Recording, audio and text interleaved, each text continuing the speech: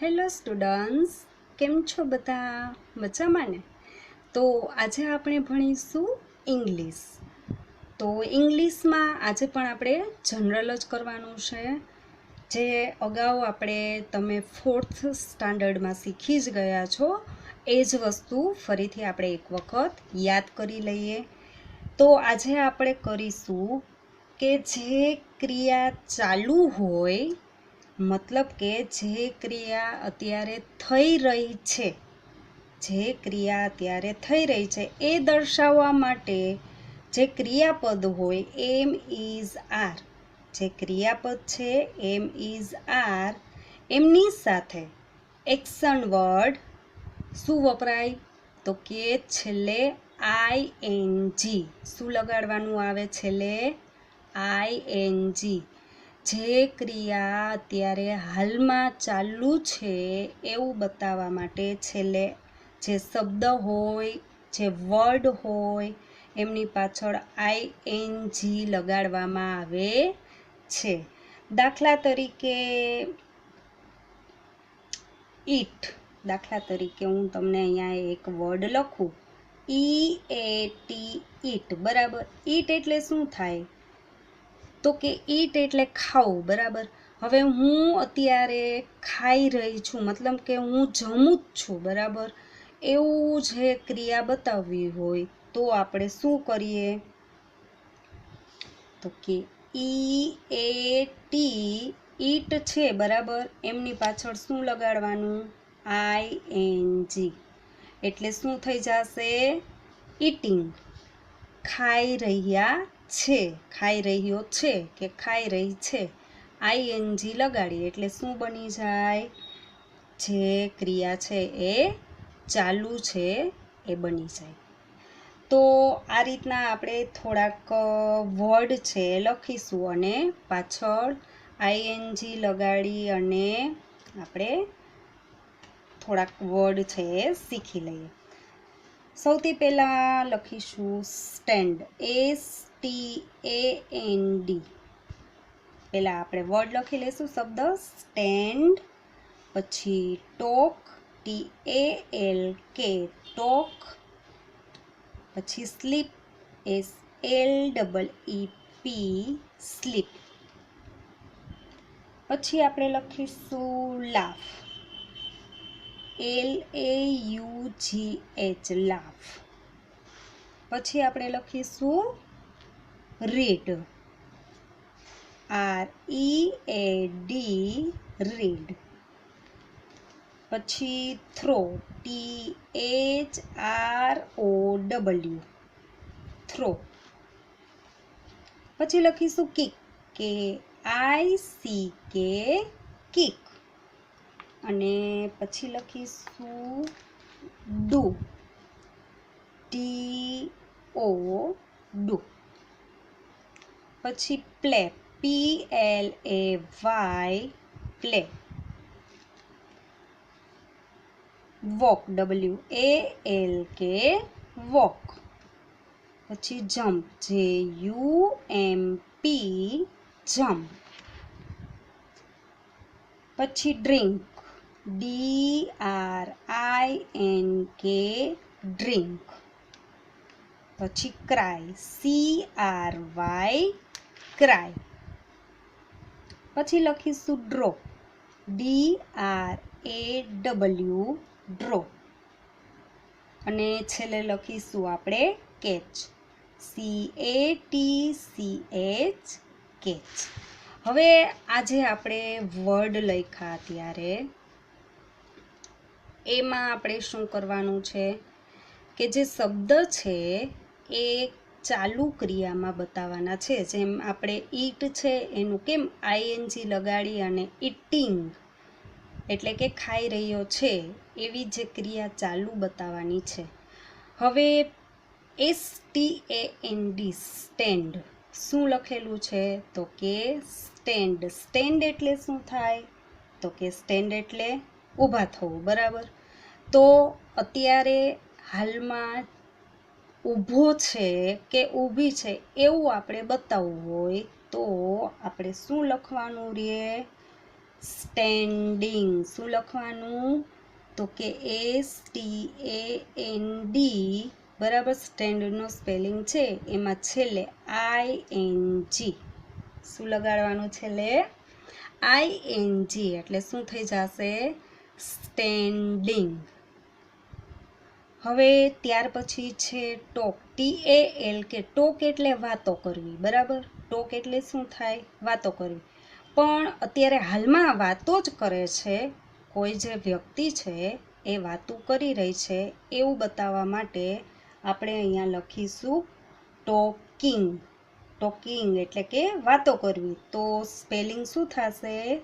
TALKING. Talking. TALKING. Talking. પછી છે slip. SLEEP. Slip એટલે શું, બરાબર. પણ જે વ્યક્તિ છે, કોઈ પણ જે વસ્તુ વ્યક્તિ છે કે પ્રાણી છે, કોઈ પણ છે એ સૂઈ રહ્યું છે, જો સૂતેલું બતાવવાનું હોય કે અત્યારે જે હાલમાં સૂતું છે, તો એમના માટે આપણે શું લખવાનું? સ્લીપિંગ. શું લખવાનું? સ્લીપિંગ. તો સ્લીપિંગનો સ્પેલિંગ લખીશું SLEEP અને છેલ્લે ING. સ્લીપિંગ એટલે કે સૂઈ રહ્યું છે. Next LAUGH. લાફ. શેનો સ્પેલિંગ છે? લાફ. લાફ એટલે હસવું. શું થાય લાફ એટલે? લાફ એટલે હસવું, પણ હસી રહ્યો છે, હાલમાં વ્યક્તિ હસી રહી છે એવું બતાવવા માટે લાફિંગ. શું આપણે લખવાનું? લાફિંગ. તો આપણે સ્પેલિંગ લખીશું LAUGHING. લાફિંગ એટલે કે હસી રહ્યો છે. લાફિંગ. પછી છે રીડ. READ. રીડ એટલે શું થાય? તો કે રીડ એટલે વાંચવું. શું થાય? વાંચવું. તો વાંચી રહ્યો છે એવું બતાવવા માટે રીડિંગ. શું લખવાનું? READING. રીડિંગ. રીડિંગ એટલે કે વાંચી રહ્યો છે. પછી છે થ્રો. THROW. થ્રો એટલે કે ફેંકવું, બરાબર. ઘા કરવો, ફેંકવું. તો એ જે અત્યારે હાલમાં ફેંકવાની ક્રિયા ચાલુ હોય, કોઈ વ્યક્તિ છે એ બોલ ફેંકી રહ્યો હોય, તો આપણે એમના માટે શું વાપરીએ? કે થ્રોવિંગ. થ્રોઈંગ. તો એમનો સ્પેલિંગ થશે THROWING. થ્રોઈંગ. શું થાય? થ્રોઈંગ. પછી છે KICK. કિક. કિક એટલે શું થાય?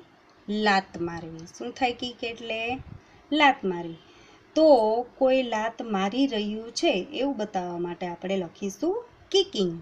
તો કિકિંગનો સ્પેલિંગ થશે KICKING.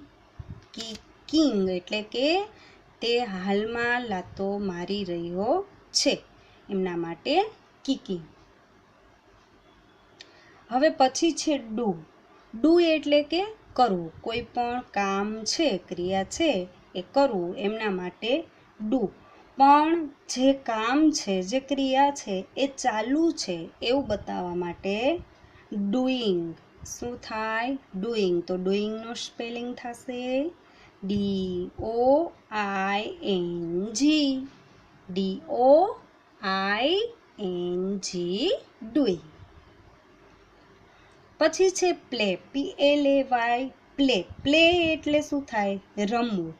પણ બાળકો રમી રહ્યા છે, હાલમાં બાળકો રમી રહ્યા છે એવું આપણે બતાવવા માટે શું આપણે લખીએ? તો કે પ્લેઇંગ. પ્લેઇંગનો spelling PLAYING. Playing. PLAYING. Playing. અને પછી છે વોક. WALK વોક એટલે શું થાય? ચાલવું, બરાબર. પણ ચાલી રહ્યા છે, જે હાલમાં ચાલી રહ્યા છે એવી ક્રિયા આપણે બતાવવી હોય તો શું આપણે વાપરીએ? તો કે વોકિંગ. તો વોકિંગનો સ્પેલિંગ WALKING, વોકિંગ. શું થશે? WALKING, walking. અને પછી છે જમ્પ. શું છે? જમ્પ. જમ્પ એટલે શું થાય? તો કે કૂદકો મારવો. જમ્પ એટલે શું થાય? કૂદકો મારવો. પણ તે હાલમાં કૂદકો મારી રહ્યો છે, કૂદકા મારી રહ્યા છે, તો એમના માટે જમ્પિંગ. તો જમ્પિંગનો સ્પેલિંગ JUMPING, જમ્પિંગ એટલે કે કૂદકો મારી રહ્યો છે, જમ્પિંગ. અને પછી છે ડ્રિંક. શું છે? ડ્રિંક. ડ્રિંક એટલે શું થાય? તો કે પીવું. પણ હાલમાં પી રહ્યા છે એવું બતાવવા માટે આપણે શું લખીએ સ્પેલિંગ? તો કે ડ્રિંકિંગ. તો ડ્રિંકિંગનો સ્પેલિંગ થશે DRINKING, ડ્રિંકિંગ, ડ્રિંકિંગ. પછી છે ક્રાય. CRY, ક્રાય એટલે રડવું. ક્રાય એટલે રડવું. પણ કોઈ બાળક છે જે અત્યારે હાલમાં રડતું હોય, એ ચાલુ ક્રિયા છે, મતલબ કે રડી રહ્યો છે, તો એવું આપણે ઇંગ્લિશમાં બતાવવું હોય તો આપણે શું લખીએ? ક્રાયનો શું આપણે લખીશું? ક્રાઇંગ. ક્રાઇંગનો spelling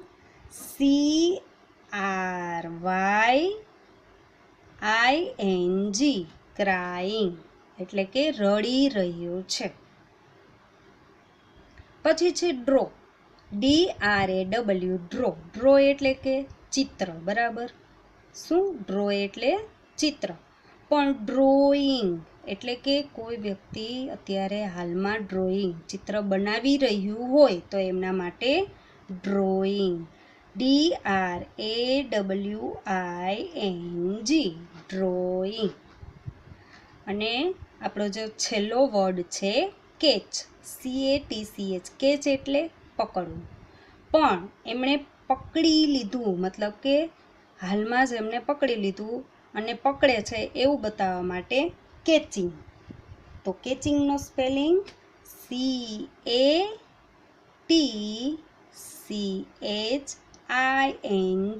catching. કેચિંગ એટલે પકડવું, પકડી રહ્યો છે.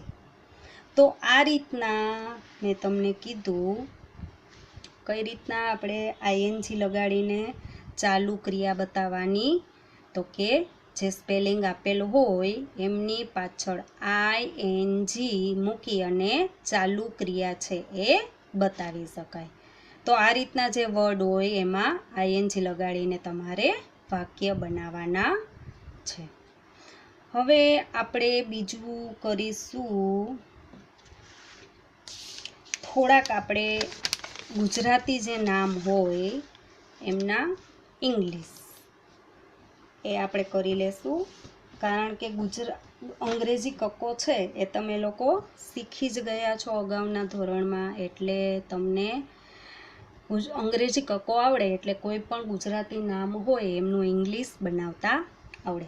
સૌથી પહેલાં હું લખું છું નામ કમળા, બરાબર. તો હવે જે ક છે તો એમનો શું થાય? કનો. તો કે કનો કે એ. પછી મ છે, બરાબર. તો મનો શું થાય? તો કે મનો એમ એ. અને અળને કાનો અળા. અળા છે તો એમનો થશે એલ એ. તો આ આપણું અંગ્રેજી નામ બની ગયું કમળા. હવે ત્યાર પછી લખું છું તનવી. તનવી, બરાબર. હવે ત છે તો એમનો થશે ટી એ. પછી ન છે તો એમનો થશે એન એ. અને વી રસવાય છે કે દીર્ઘાય છે? જો રસવાઈ હોય તો આપણે એમનો આઈ કરી, પછી દીર્ઘાઈ હોય તો એમનો ડબલ ઈ કરીએ. તો અહીંયા વી વને દીર્ઘાઈ વી છે તો વી ડબલ ઈ તનવી. પછી આપણે લખીએ રાજલ, રાજલ. હવે રા છે, રને કાનો રા, તો એમનો થશે આર એ, પછી જનો જે એ, અને લનો એલ, છેલ્લે એ લગાડવાનો નહીં. કોઈ પણ નામ હોય એમાં છેલ્લે એ લાગે નહીં. દાખલા તરીકે અહીંયા અળને કાનો છે તો એ લગાડવાનો, પણ ખાલી લ છે કે મ હોય કે બ હોય ય હોય તો ખાલી જેમ આ રીતના આપણે લનો એલ કર્યો એ રીતના વર્ડ મૂકવાનો. પછી છે શીતલ, શીતલ. હવે શને રસવાઈ સી છે, સ મીંડાવાળો છે, એટલે સ મીંડાવાળો છે એટલે આપણે એસ એચ, અને જે આ રસવાઈ છે એમના માટે આઈ, પછી ત છે તો ટી એ, અને લ તો એમનો એલ, શીતલ. સમજાઈ ગયું બધાને? હવે આપણે લખીશું મનીષા, મનીષા.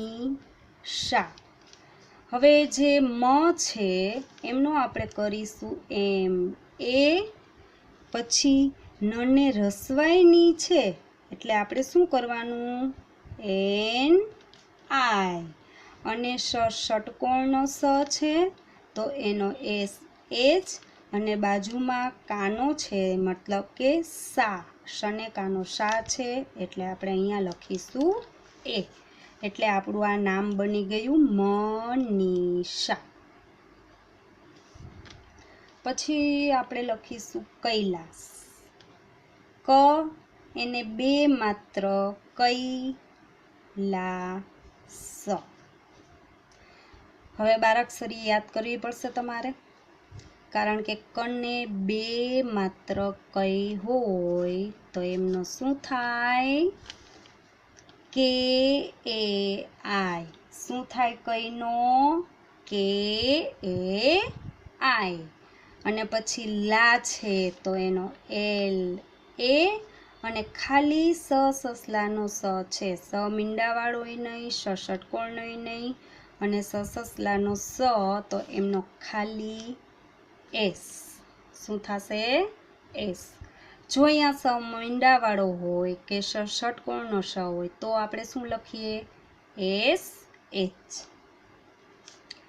નેક્સ્ટ પૂજા. હવે રસવાવાળું હોય તો આપણે પીયુ કરીએ, પછી આમાં પૂજામાં પને દીર્ઘાવાળું પૂ છે તો આપણે શું લખવાનું પી ડબલ ઓ. શું લખીએ પી ડબલ ઓ, અને જને કાનો જા તો એમનો જે એ, એટલે શું થશે પૂજા. પછી આપણે લખીશું રોનક, રોનક.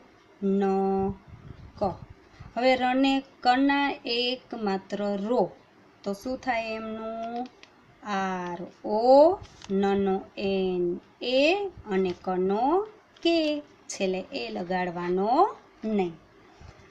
પછી આપણે લખીશું વિવેક, વિવેક.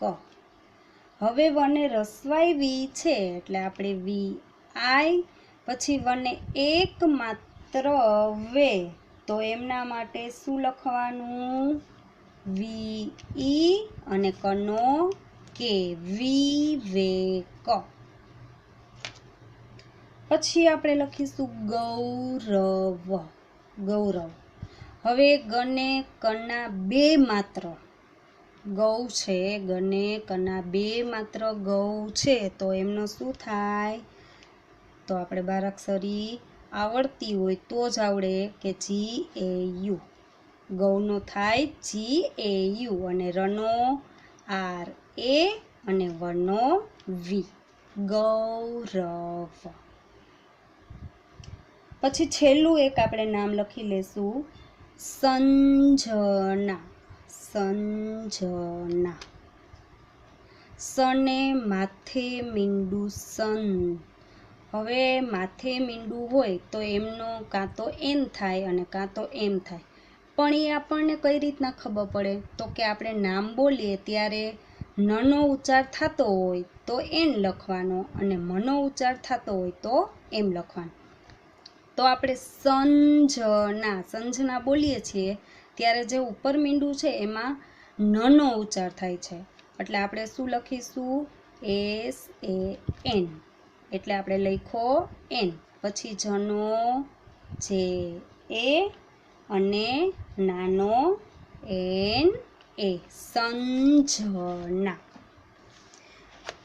તો આ રીતના જે ગુજરાતી નામ હોય એમનું ઇંગ્લિશ નામ બધાએ પ્રેક્ટિસ કરવાની છે. બસ આજના લેક્ચરમાં આપણે આટલું કરીશું અને હોમવર્ક છે એ તમારે આવી જશે, એટલે બધાએ વ્યવસ્થિત અને સારા અક્ષરે કમ્પલસરી બધાએ હોમવર્ક કરી જ લેવાનું છે. ફરી મળીશું નેક્સ્ટ લેક્ચરમાં. Thank you.